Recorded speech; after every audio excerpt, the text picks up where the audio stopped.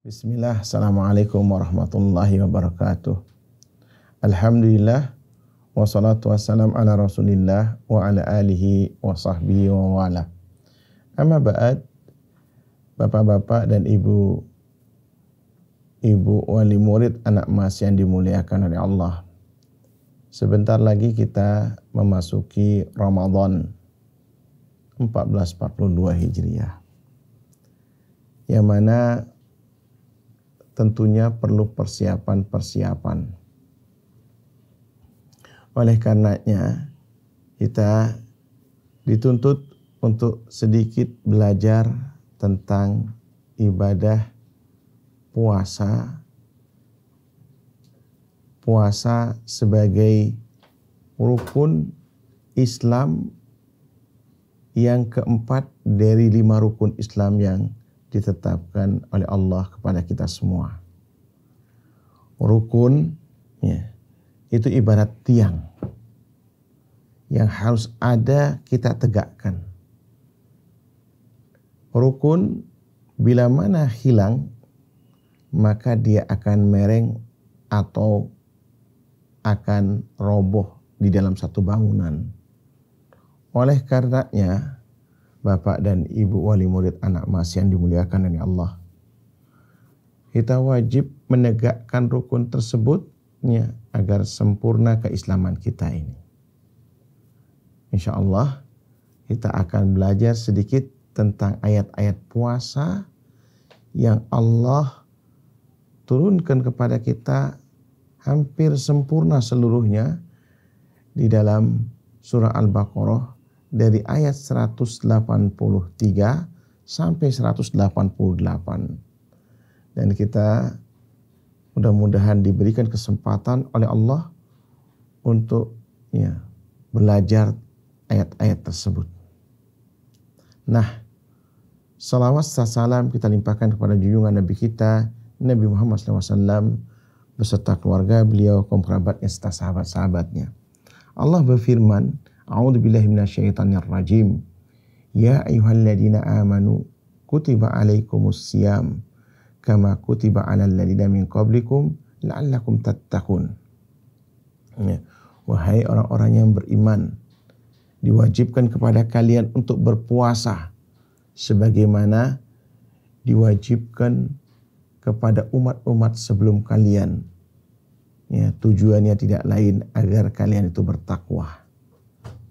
Para ulama, Bapak dan Ibu guru anak emas yang dimuliakan oleh Allah Subhanahu wa taala, memberikan beberapa pembahasan, di antaranya definisinya, kemudian rukun, syarat, sejarah puasa, hikmahnya, dan tujuan dari puasa.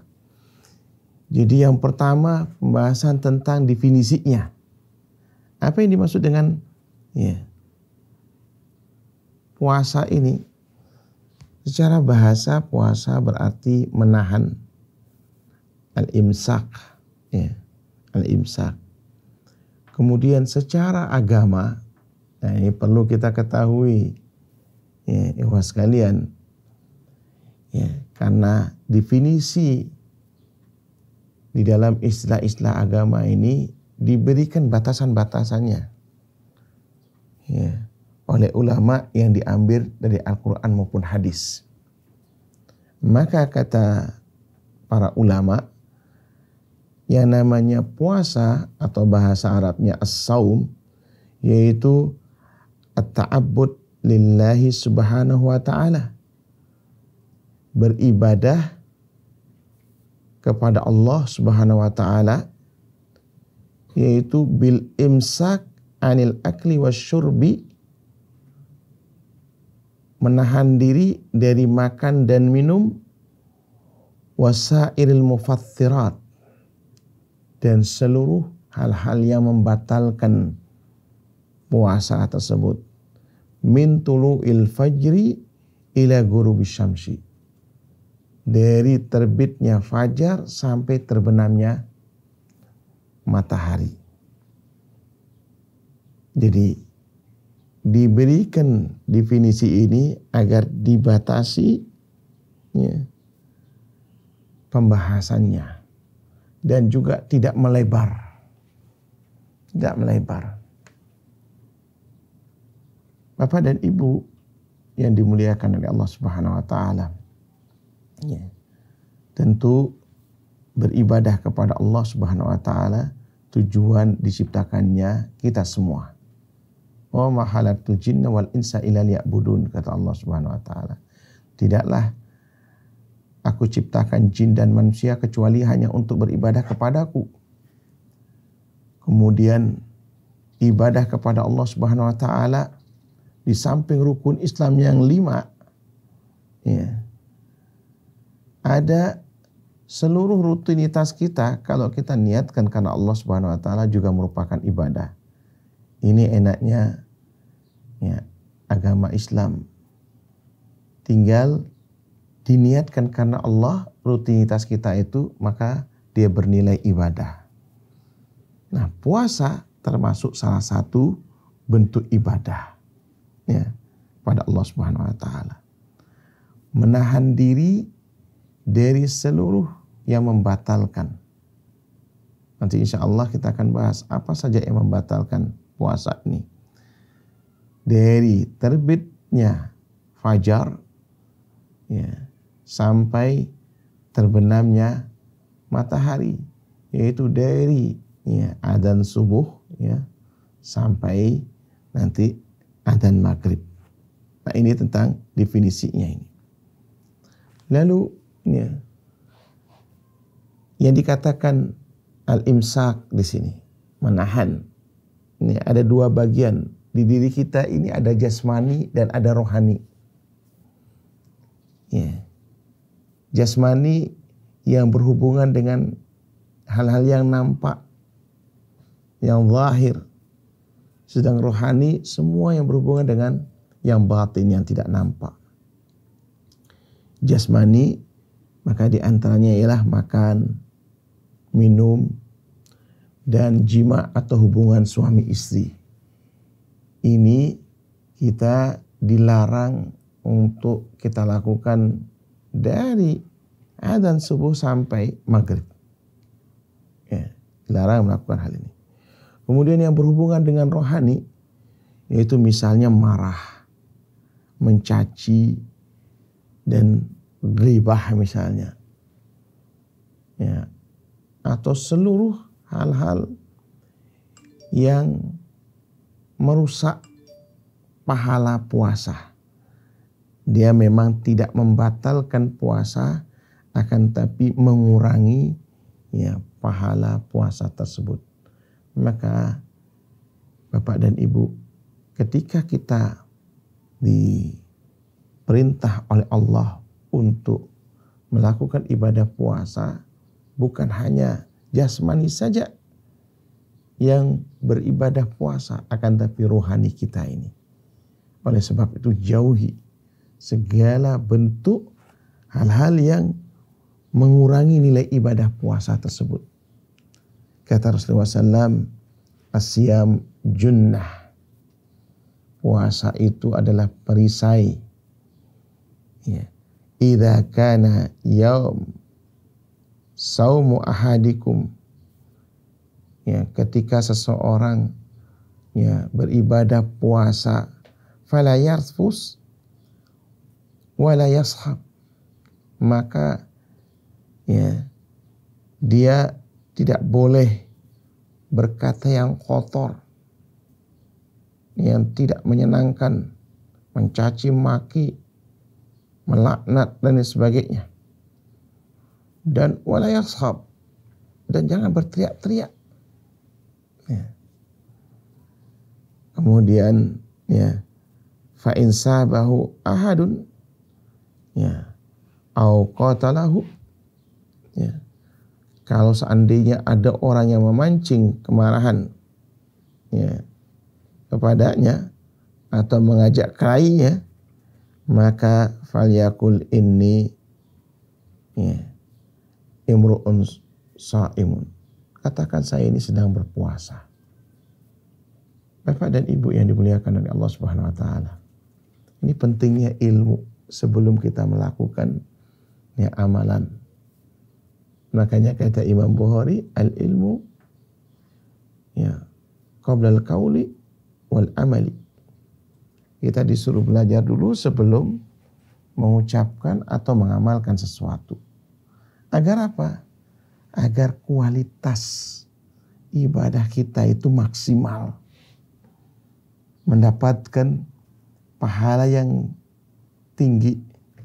Karena man shoma Ramadan imanan wa ihtisaban ghufira lahu ma taqaddama min dzambi.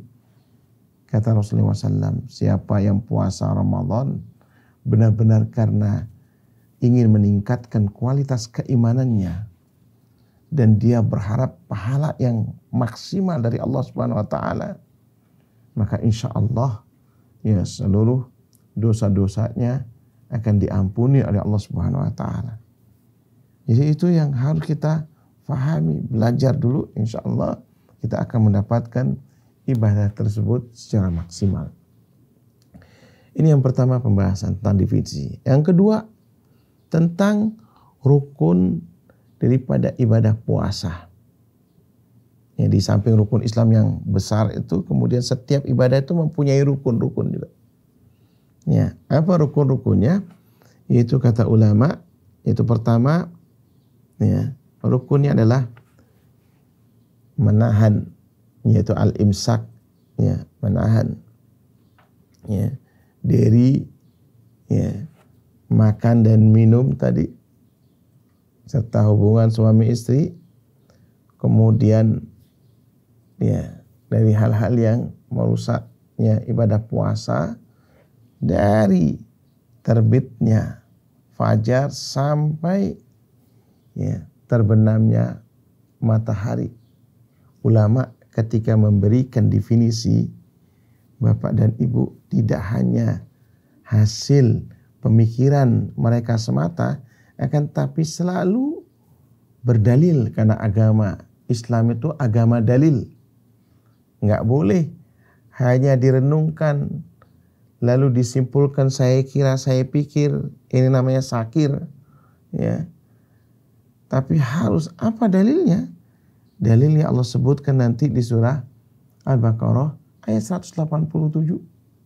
Wa kulu washrabu hatta yatabayyana lakumul khaytul abyadu minal khaytil aswadi minal fajr. Tsumma atimus siyam ilal lail. Makan dan minumlah, ya, sampai kemudian ya makin jelas, yaitu garis putih yang membentang ya dari utara selatan di arah timur, ya, bertanda terbitnya fajar, ya, ya, terbitnya fajar itu digambarkan garis putih di kehitaman sana, ya, yaitu ya sampai kemudian terlihat itu benang itu terlihat. Nah, itu sudah mulai masuk waktu fajar. Tsumma atimus siyam ilal lail. Kemudian ya kerjakan puasa ini sampai ya maghrib nantinya.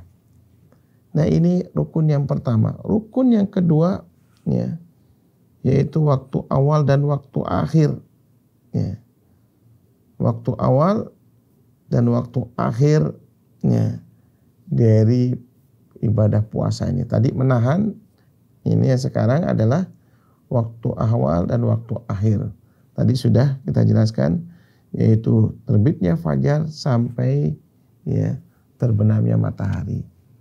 Kenapa kita perlu mengetahui ini, ya Bapak dan Ibu? Inilah agama kita mempunyai ya ilmu yang mencakup seluruhnya, yang kita harus kerjakan sesuai seperti apa yang diajarkan oleh Allah melalui Rasul-Nya. Ibadah ini ya, sekali lagi ini, dan ini berkali-kali agar tidak lupa diingatkan, ya, mempunyai ya syarat yang harus terpenuhi, yaitu harus ya harus sesuai dengan ajaran Rasulullah SAW. Makanya kemudian diberikan penjelasan oleh para ulama. Ya, baru nanti ibadah kita diterima oleh Allah Subhanahu wa taala. Jadi di samping ya, ibadah itu secara keseluruhan ya diterima dan ditolaknya itu termaktub di dalam 2 kalimat syahadat ya. Dan 2 kalimat syahadat, yaitu syarat yang pertama harus ikhlas karena Allah, maka syarat yang kedua harus sesuai dengan ajaran Rasulullah SAW. La ilaha illallah Muhammadur Rasulullah. Nah ini ya merupakan syarat diterimanya seluruh amalan ibadah yang ada di dalam rukun Islam tersebut. Kemudian Bapak dan Ibu, ya pembahasan yang berikutnya yang ketiga. Ya, syarat-syarat ibadah puasa ya, yaitu ada syarat wajib namanya. Ya, syarat wajib ini terdiri dari selalu terdiri dari 3 ya, syarat. Pertama apa? Muslim, kedua balik, yang ketiga itu berakal. Maksudnya muslim, maka non-muslim walaupun dia hebat ibadah puasanya tidak akan diterima oleh Allah Subhanahu wa taala. Karena Allah mengatakan dalam firman-Nya, "Wa may yabtaghi ghairal islami dinan fala yuqbala minhu wa huwa fil akhirati minal khasirin." Ya, barang siapa yang menganut agama selain Islam, jadi Islam ini agama yang diakui oleh Allah Subhanahu wa taala. Islam ini satu-satunya agama yang Allah wajibkan kepada hamba-hambanya. Seluruh ya, Nabi dan Rasul beragama Islam. Dari Nabi Adam alaihissalam sampai kepada Nabi kita Nabi Muhammad SAW. Maka apa? Nggak akan ada istilah diterimanya agama lain selain Islam ini. Maka bersyukurlah ya kita kepada Allah Subhanahu wa taala, kita termasuk ya bagian daripada agama ini. Dan pesan Allah Subhanahu wa taala persis seperti yang Allah wajibkan kepada para rasul, Nabi Ibrahim alaihissalam, kemudian Nabi Ishak, Nabi Yakub ya alaihimussalam. Mereka ketika menjelang ajalnya selalu berpesan kepada ya keturunannya. Kita pun demikian.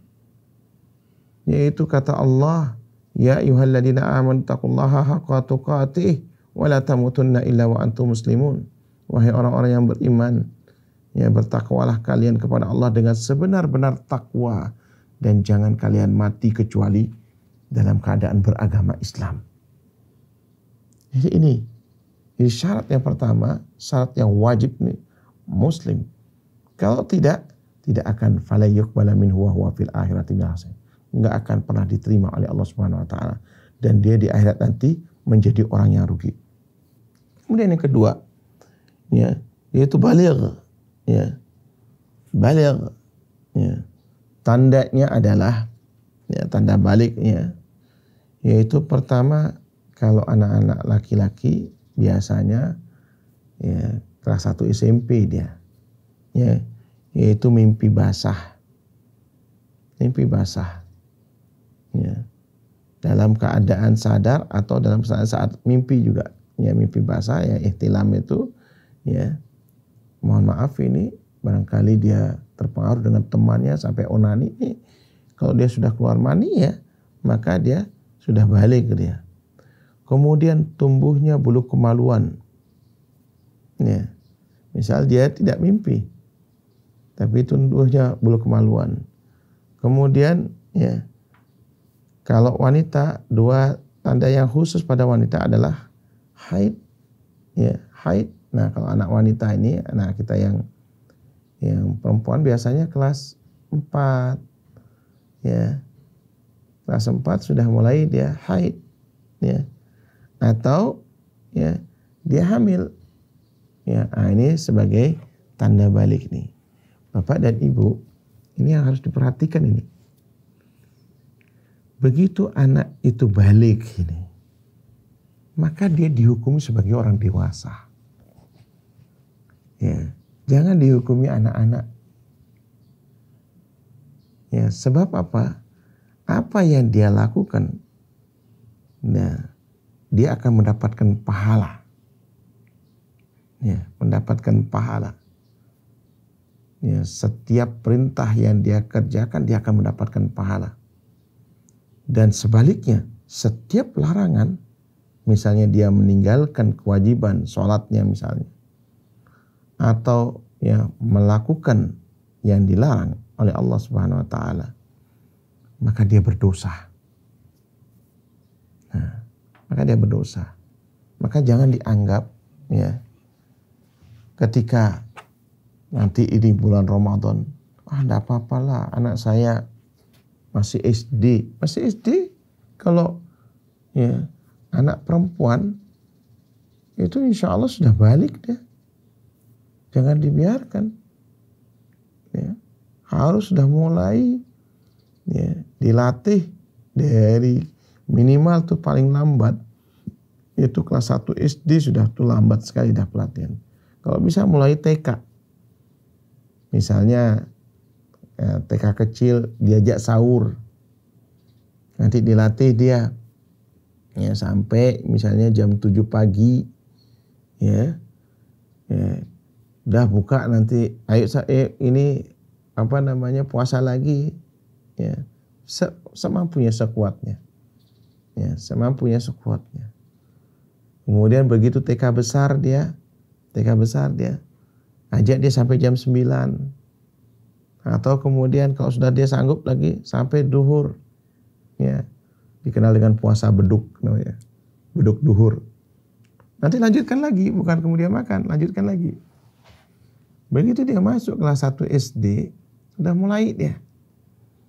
Ya, sudah mulai harus sudah sampai asar itu minimal, kalau bisa sudah sampai maghrib. Kenapa? Karena Rasulullah SAW ya memerintahkan kepada kita alimu sibyanakum as-shalah wa hum sab'a sinin. Ajarkan anak-anak kalian ya salat itu saat umur 7 tahun. Ya. Ibadah puasa adalah ya rukun Islam yang harus juga diperlakukan yang sama dengan salat. Maka kita juga mengajarkannya demikian. Kemudian wadribuhum ya wahum asrasinin. Kalau seandainya anak kita itu meninggalkan ibadah puasa ini, maka apa? Kita harus mendidiknya dengan memukulnya saat mereka berusia 10 tahun. Ya, ke atas. Jangan sampai karena kita sering ini di sekolah kita ketika buka bersama ada anak-anak yang sudah usianya ya, kelas 4 ya sampai kelas 6 SD dia berbuka, dia tidak puasa. Kenapa? Alasannya tadi pagi soalnya tidak ikut sahur. Ini keliru. Ya, ini keliru ini. Memanjakan ya, atau menyayangi anak bukan begitu caranya. Menyayangi anak itu Bapak dan Ibu, wali murid anak mas yang dimuliakan oleh Allah Subhanahu wa taala, yaitu mengenalkan agama sedini mungkin kepada mereka. Itu namanya sayang. Ya, bukan dibelikan es krim, ya, diberikan ya apa yang mereka minta, itu bukan ya memanjakan atau menyayangi. Sayang kalau mereka itu aset kita di kemudian hari kita sia-siakan. Aset yang mendoakan kita ketika kita meninggal. Waladun sholeh yad'u lahu. Anak yang soleh yang mendoakan dia. Kenapa? Dijadikan ya amalan yang tidak terputus karena itu adalah usaha kita mendidik mereka. Ya. Usaha kita mendidik mereka. Kalau seandainya kita lalai Bapak dan Ibu, Wallah. Begitu dia lewat misalnya masuk ya SMP, SMA dan seterusnya, bakal susah diatur dan dia la qadarullah. Mudah-mudahan jangan sampai Allah takdirkan kepada putra-putri kita. Ya, dia akan jadi penentang kita. Ya, naudzubillah min dzalik, kalau dia menjadi anak durhaka. Itu tidak lepas. Ya, tidak lepas ya saat kita mendidiknya. Jadi ini Bapak dan Ibu. Maka ini harus diperhatikan di syarat. Ya, syarat ya wajibnya puasa ini. Nah, ini mohon nanti ya, apalagi anak-anak yang baru masuk SD ya, Bapak dan Ibu di rumah sudah mulai mengikut sertakan. Caranya bagaimana membangunkan anak-anak ini? Pesankan, besok yuk ya kita puasa, sahur bersama. Ya, Bapak dan Ibu, caranya apa? Dirangkul, ya, dicium ketika kita bangunkan, didudukkan. Ayo nak, puasa, ayo. Nanti setelah itu apa? Ambilkan air, dipercikkan sedikit. Ayo nih, hebat nih, dipuji. Sehingga anak-anak kita ini ya merasa disayangi, dihargai. Itu bentuk kasih sayang orang tua kepada anak. Jangan dibiarkan. Ya. Jangan lalai kita ini. Kita yang akan menyesal di kemudian hari. Ya, sebab begitu usia SMP nanti akan susah membentuknya. Kebiasaan-kebiasaan buruk. Ya, akan tetap ya mereka pelihara karena dia ikut temannya dan sebagainya. Naudzubillah min dzalik. Jadi Bapak dan Ibu, inilah nih. Dan perlu ada reward ya dari kita. Kalau dia misalnya ya selesai puasanya nanti, wah ya, dari awal misalnya 1 hari 2 hari, kita berikan apa? Nanti kalau selesai puasa 30 hari, ayo kemana begitu? Jalan-jalan misalnya. Janjikan seperti itu. Ya, agar mereka ya semangat untuk beribadah puasa. Tentunya kita harus memberikan contoh karena keteladanan itu yang paling top ya.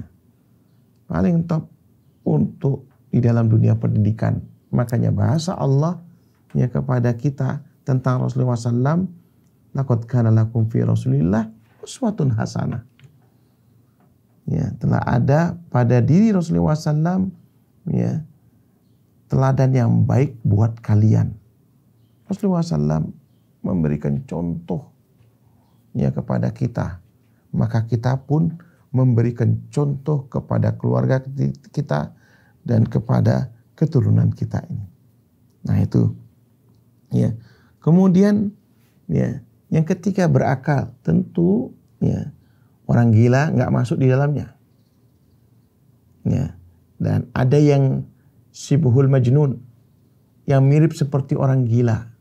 Apa itu? Ya, yaitu orang yang punya penyakit epilepsi atau ayan. Bagaimana dia? Ya, maka dia dihukumi sendiri dia. Ya, dihukumi sendiri dia.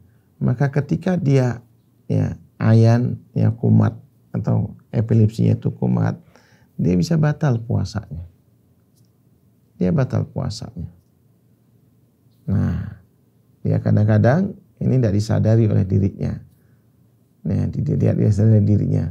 Sebagian ulama asal dia mengatakan sebagian ulama asal dia penyembuhannya atau penyadarannya itu tidak menggunakan sesuatu yang dimasukkan ke mulutnya, insya Allah dia tetap berpuasa. Wallahu a'lam bishawab tentang ya berakal sini, ya tentang epilepsi di sini. Kemudian ada syarat-syarat ya dalam menunaikan ibadah puasa, istilahnya ada is-saum. Ya, tadi 3 ya syaratnya kewajiban puasa. Ya, yaitu ya dalam ada is-saum ini menunaikan ibadah puasa, syaratnya apa? Mukim, mampu, tidak haid dan nifas, dan ya harus berniat. Ya, berniat nih. Kita awali dengan ya berniat dulu. Ibadah puasa yang wajib yang kita kenal itu ya puasa Ramadan. Padahal nanti banyak nih. Nanti insya Allah kita akan bahas nih. Ya bukan hanya puasa Ramadan. Mengganti puasa qadha, ya namanya puasa qadha, itu pun wajib. Ya, itu pun wajib. Nanti orang yang berniat ya puasa nadar juga wajib nanti.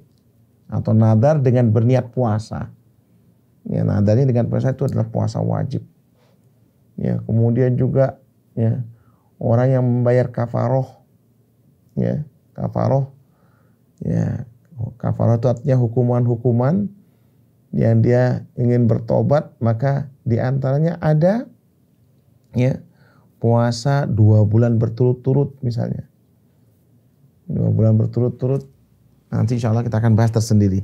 Yang penting dia harus yang pertama niatnya dari malam hari untuk puasa wajib. Waktunya niat itu dari ba'da maghrib sampai sebelum subuh. Pokoknya di salah satu waktu. Dan niat ini amalul qalbi, cukup dalam hati. Cukup dalam hati. Ya memang betul ada sebagian pengikut madhab Syafi'iyah itu harus melapatkan, ya silakan. Ya. Dan sebagian ulama juga kalau itu membuat dia ragu, silakan dia lafadzkan. Padahal sebenarnya kata Imam Syafi'i, amal qalbi muqtarinan bil fi'li. Amalan hati yang disertai dengan perbuatan. Jadi cukup kita berniat puasa. Ya. Kemudian kapan berniat puasanya itu tadi waktunya. Memang sebagian ulama mengatakan cukup di awal Ramadan saja. Ya. Cuma ya memang ini terjadi khilaf di antara mereka. Jadi ya enggak ada salahnya kita ya upayakan mengingatnya, yaitu besok ya saya mau puasa dan ini adalah niat kita cukup dalam hati. Insya Allah seperti itu. Kemudian sekalian, yang kedua mukim. Mukim itu artinya tidak ya safar, tidak bepergian jauh. Ya. Nah kalau dia safar, dia boleh pilih nih teman-teman sekalian. Ya, kalau misalnya ibadahnya itu melelahkan, menyebabkan dia nanti sakit dalam safar. Misal nih, safar itu yaitu keluar kota. Dari Denpasar, ya kebetulan kami di Denpasar ini, ya ke Banyuwangi itu kurang lebih jaraknya 3-4 jam. Bahkan kalau misalnya di Gilimanuk ke Tapang itu padat dengan kapal, ini susah, ya lama kadang-kadang antrian kapalnya, bisa sampai 5 jam 6 jam. Ya terutama ketika mau menjelang Idul Fitri. Ya, kredit di situ lama. Antum boleh buka puasa.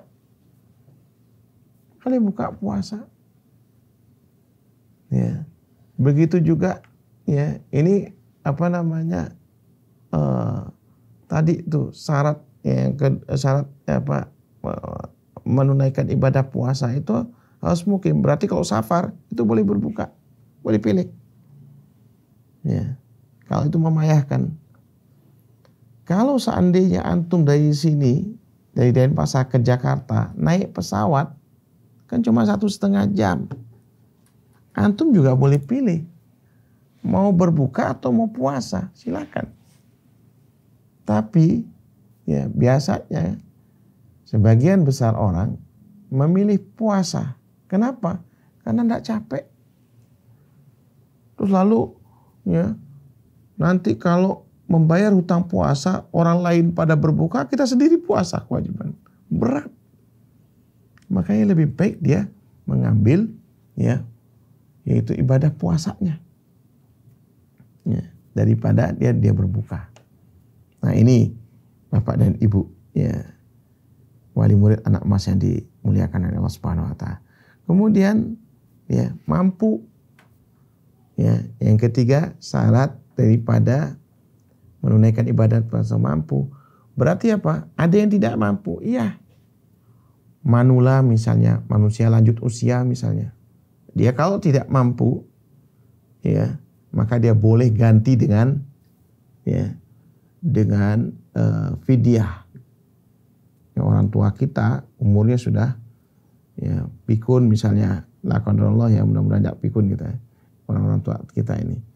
Dia tidak sanggup lagi puasa, diganti dengan fidyah. Ya. Atau orang sakit yang memang nggak ada harapan sembuh, sakit yang menaun.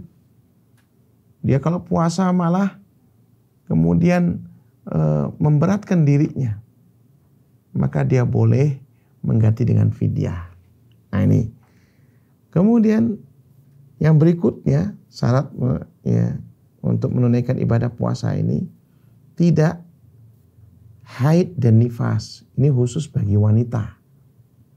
Ya, wanita secara fitrah ya ditakdirkan oleh Allah yaitu ada waktu haid. Ya, waktu haidnya, maka dia tidak boleh puasa. Ya, dia harus ganti di hari yang lain. Begitu juga yang habis melahirkan, ya, maka dia diganti dengan hari yang lain ini. Dan menggantinya nggak boleh dia dengan fidyah. Dia harus diganti dengan puasa. Ya, harus diganti dengan puasa. Kenapa tadi? Di awal saudara, Ustaz katakan bahwa rukun Islam itu ada 5. Nggak ada disebutkan fidyah di sini. Maka dia harus tegakkan. Ya. Dan ini juga berlaku bagi wanita yang hamil dan menyusui. Tidak ada istilah fidyah bagi mereka. Ya. Ya, mereka masih sanggup puasa, maka harus berpuasa. Karena fidyah nanti jatuhnya khilaf di antara ulama. Malah kalian nanti akan bingung. Saya ini masih punya hutang puasa, ya, atau tidak. Maka apa? Ya, kalau kalian sanggup maka berpuasalah. Berpuasalah. Kapan? Kapan saja kalian sanggup.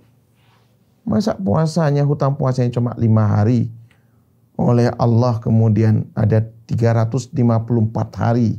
Ini kalau bulan-bulan Hijri itu hitungannya 354 hari. Bedanya 11 hari dengan ya, bulan-bulan Masehi. Ya. Jadi dalam setahun itu ada 354 hari. Ya, kalian harus punya niat membayar puasanya. Jangan menunggu nanti ketemu Ramadan baru bingung. Sekarang di bulan Sa'ban, bagi yang belum puasa maka puasalah. Sebab apa? Ketika masuk Ramadan lagi, tahun ini belum bayar puasa, maka kata Syekh Utsaimin rahimahullah dalam Syarhul Mumti'-nya, beliau mengatakan dia kena hukuman. Dia harus ganti puasanya dengan puasa. Hukumannya apa? Bayar fidyah. Jadi puasa plus istilahnya. Puasa plus fidyah. Jadi bukan fidyah saja. Nah, ini tentang syarat. Ya. Ini yang pembahasan ketiga di ayat ini. Pembahasan yang keempat. Ya, Bapak dan Ibu, sejarah tentang puasa. Ya. Yaitu Allah katakan, kama kutiba 'alal ladzina min qablikum. Sebagaimana ya diwajibkan kepada orang-orang sebelum kalian. Siapa itu? Ada Nabi Musa alaihissalam. Kita tahu dari peristiwa ya Rasulullah SAW saat pertama kali masuk kota Madinah. Ya, beliau melihat ya tetangga beliau orang-orang Yahudi, karena waktu itu masih ada orang Yahudi. Ya, Yahudi tinggal di Madinah. Nanti baru dia sampai tahun ke-7 Hijriah, mereka diusir oleh Rasulullah SAW dari kota Madinah. Beliau melihat orang-orang Yahudi puasa, ya, sebagaimana yang beliau lakukan sebelumnya. Ya, dulu sebelum hijrah, ya, sebelum hijrah itu teman-teman sekalian, ya, umat Islam itu puasa 1 hari, tanggal 10 Muharram. Tanggal 10 Muharram. Nah, ketika hijrah, Nabi juga melihat, ya, melihat mereka puasa tanggal 10 Muharram. 1 hari dulu tuh puasanya. Nah, ini adalah umatnya Nabi Musa. Kenapa Nabi Musa puasa tanggal 10 Muharram? Ya, diceritakan dalam hadis tersebut, yaitu yaum najallahu Musa, ya Bani Israel min aduwihim Fir'aun, ya, yaitu Nabi Musa dan umatnya Bani Israel diselamatkan dari musuhnya Fir'aun. Itu peristiwa, ya, peristiwa menyeberang di Laut Merah itu. Diselamatkan oleh Allah Subhanahu wa taala itu tanggal 10 Muharram. Fasakara Musa. Nabi Musa alaihissalam bersyukur. Bersyukur ini Ibu, Bapak, Ibu yang dimuliakan, bentuknya ibadah. Jadi bukan hura-hura, bukan pesta. Jadi bersyukur itu bentuknya ibadah. Ya, karena Allah telah menyelamatkan Nabi Musa alaihissalam, maka kemudian, ya, Nabi Musa puasa beribadah kepada Allah. Ini sejarah. Ya, itu puasa Nabi Musa sangat ringan sekali. Yaitu puasa Asyura nanti namanya. Puasa Asyura hanya sehari dalam setahun. Kemudian, ya, ada juga puasa Nabi Daud alaihissalam, kita kenal.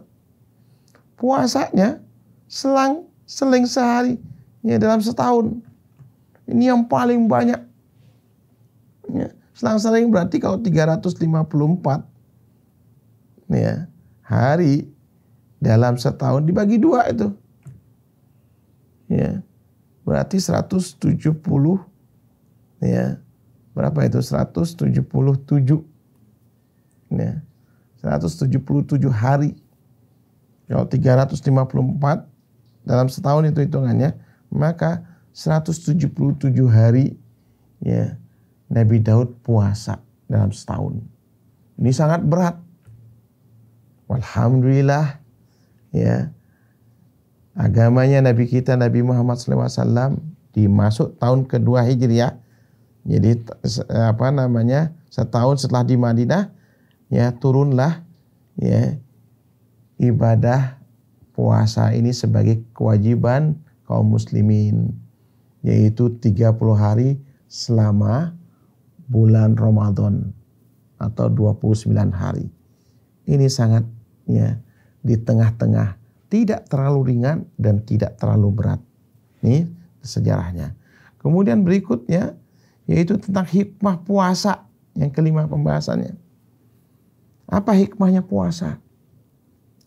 Kita menjadi orang yang disiplin. Begitu masuk waktu, ya, terbitnya fajar subuh, semua yang tadinya halal dimakan, halal diminum, ya, halal misalnya hubungan suami istri tadinya, itu dilarang dari, ya, terbitnya fajar sampai kemudian terbenamnya matahari. Bapak dan Ibu, ya, ini luar biasa disiplinnya. Ada sedikit pembahasan. Ketika misalnya sudah waktu adzan subuh, makanan ini masih tersisa, ya, piring ini mungkin antum kesiangan bangunnya, lalu makan, ataunya adzan subuh, maka dibenarkan atau dibolehkan antum selesaikan makan. Setelah itu minum, baru dia ini. Tapi jangan keseringan, ya. Makanya ada sebagian ulama ada imsak, walaupun imsak ini bukan 10 menit, pokoknya pas adzan subuh. Adzan subuh kemudian kita berhenti makan. Ini. Jadi kita diajarkan disiplin. Berbeda, ya, dengan waktu berbuka, enggak boleh. Walaupun itu 1 menit sebelum maghrib, enggak boleh. Dia harus jaga itu. Nah, ini diantaranya. Harus disiplin, diajarkan kita disiplin. Yang kedua apa? Ya, hikmah puasanya qanaah.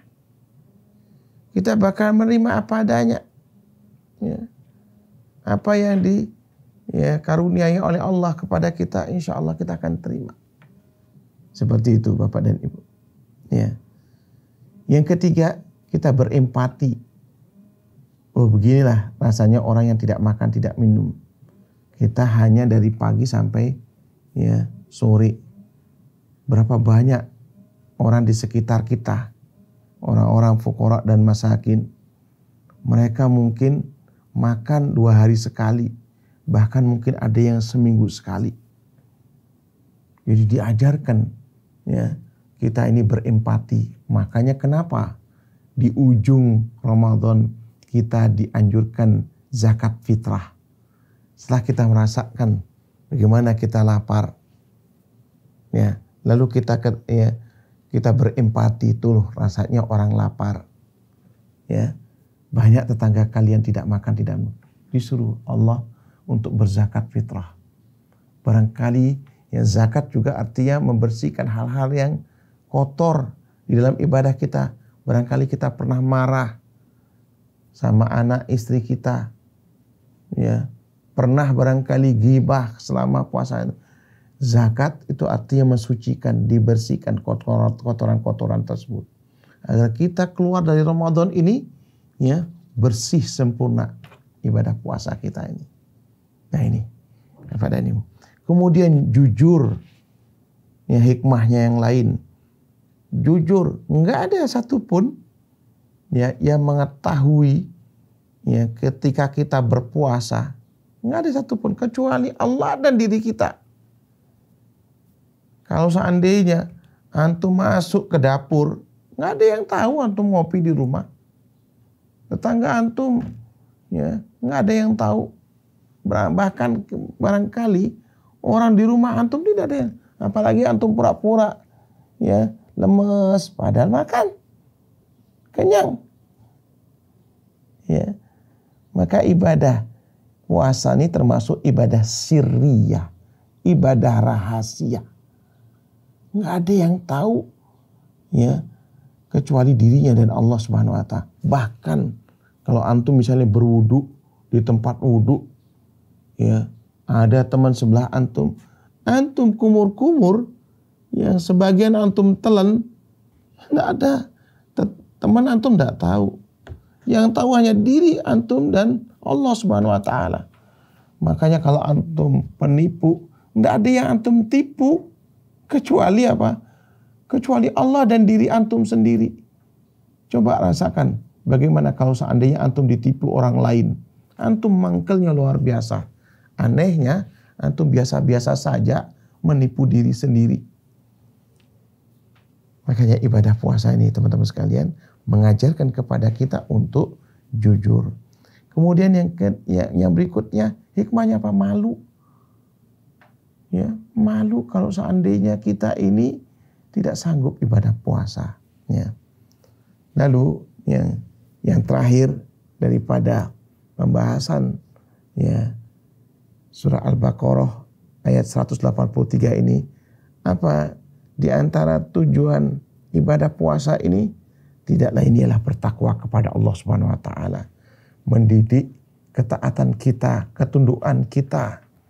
Bagaimana kita ya beriman kepada Allah dan Rasulnya, dan kita akan mencari ya hikmah, ya maqasidus syar'iyah, maksud-maksud disyariatkannya ibadah puasa ini sangat banyak sekali ikhwas sekalian, baik itu dari sisi rohani maupun jasmani.